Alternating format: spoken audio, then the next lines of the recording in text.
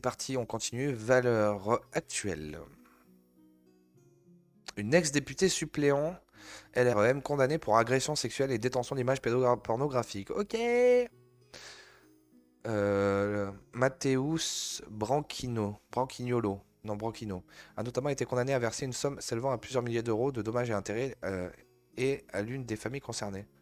Mais attends, mais il va en prison là. Pourquoi des milliers d'euros là? La sentence est tombée lundi 27 février. Matteus Branquignol, là, un ancien député suppléant du parti présidentiel LREM de la Loire, a été reconnu coupable d'agression sexuelle sur deux fillettes âgées de 6 et 8 ans, mais également de détention d'images pédopornographiques, comme l'ont relaté le même jour plusieurs médias, dont Le Figaro.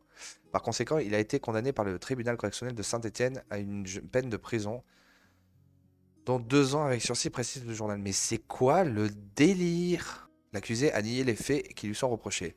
Marielle Romier, la représentante du parquet, avait requis une peine de 5 ans d'emprisonnement, dont 2 avec sursis probatoire. Non, 5 ans d'emprisonnement, ça aurait été bien. À l'encontre, c'est minimum, je dirais, à l'encontre de ce quadragénaire, indiqué le quotidien national. Indique le quotidien. Mathéus Branquignol s'est vu imposer une interdiction définitive de toute activité impliquant un contact avec des mineurs, une obligation de soins, mais également 5 années d'inéligibilité. Oh, tu me dis, parce que dans 5 ans, il pourrait être éligible. Oh là là, mais c'est quoi le délire? Mais c'est quoi ce pays de fils de pute? Mais c'est quoi ce délire?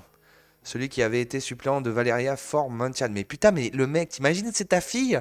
Mais putain, c'est pareil, enfin, je sais pas, c'est juste pour imaginer, parce que c'est pareil que ce soit ma fille ou pas ma fille, ou la fille de. Enfin, celui qui avait été suppléant de Valérie Faure Mountian, député LRM de la 3e circonscription de la Loire, élu entre 2017 et 2022, a été reconnu coupable d'avoir agressé une petite fille de 6 ans qui fait partie de son cercle familial, mais également une fillette de 8 ans.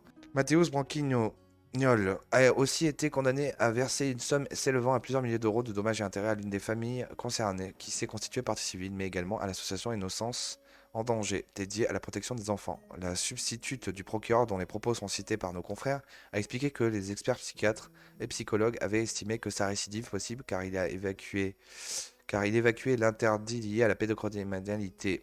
En effet, Mathéus Branquignol a nié les faits qui lui sont reprochés. Oui, mais on s'en bat les couilles. Si les faits sont avérés, c'est comme ça. Mais en fait, ça serait bien de l'envoyer en prison, mais pas qu'un an. Déjà que si c'est. Parce que c'est 3 ans, mais avec 2 ans de sursis. Donc un an, il va pas faire de prison. Alors que si on l'envoyait en prison 5 ans, minimum, au moins il se ferait refaire l'anus et ça lui ferait bien les pieds, en fait. Oui, voilà.